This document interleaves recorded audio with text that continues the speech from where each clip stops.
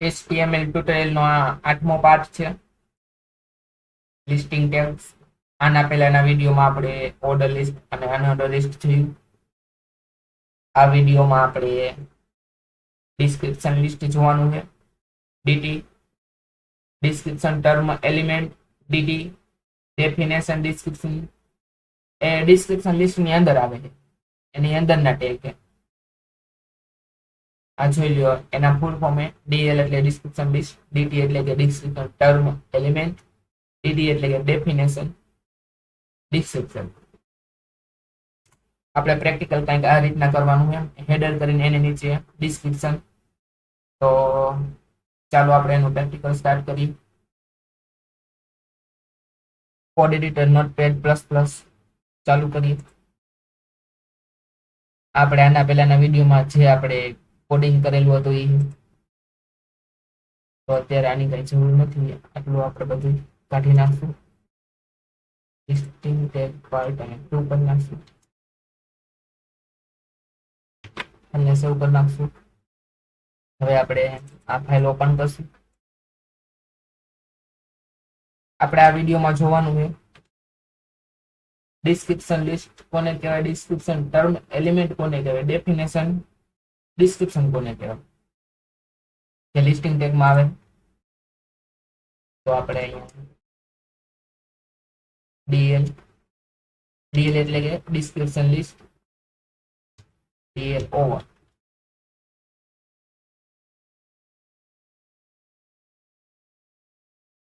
એની અંદર આપણે ડીટી એટલે કે ડિસ્ક્રિપ્શન ટર્મ્સ એલિમેન્ટ, એની અંદર આપણે હેડર 1 લઈને આપી. હેડર 1 હવે ડીડી ઓવર. ડીડી એટલે કે ડેફિનેશન ડિસ્ક્રિપ્શન. તો આપણે અહીંયા ડમી ટેક્સ પેસ્ટ કરી દઈ. અહીંયા કોપી કરી લઈ, કંટ્રોલ સી કંટ્રોલ વી, ફાઇલને સેવ કરી પેજને રિફ્રેશ કરી.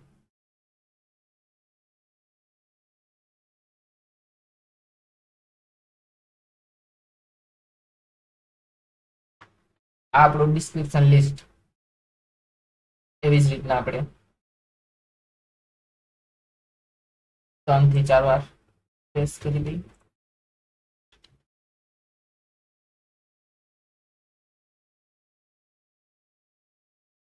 અહીંયા આપણે 2 આપી દઈએ અને અહીંયા આપણે 3 આપી દઈએ. આ કન્ટેન્ટ કાઢી નાખી, એની જગ્યાએ આપણે બીજું રાખી દઈએ. આમાં પણ બીજું આપણે કંઈક રાખશું. ફાઇલને સેવ કરી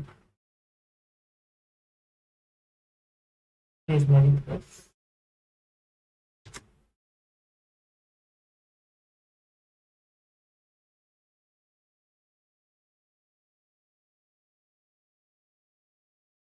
કંટ્રોલ સી અને અહીંયા કંટ્રોલ વી પેસ્ટ. એવી જ રીતના હેડર 3 માં પણ ડીડી ટેગ ની અંદર આપણે ડમી કન્ટેન્ટ નાખી.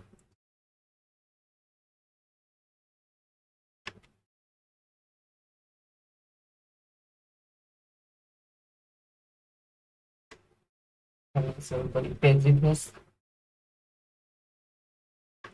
આપણું આઉટપુટ. તો આજના આપણા વિડીયોમાં આટલું જોવાનું હતું. ડિસ્ક્રિપ્શન લિસ્ટ, ડીટી કોને કહેવાય, ડીડી કોને કહેવાય. તમને અમારો આ વિડીયો કેવો લાગ્યો? જો તમને અમારો આ વિડીયો ગમ્યો હોય તો લાઈક કરજો, શેર કરજો અને ચેનલને સબસ્ક્રાઇબ કરજો.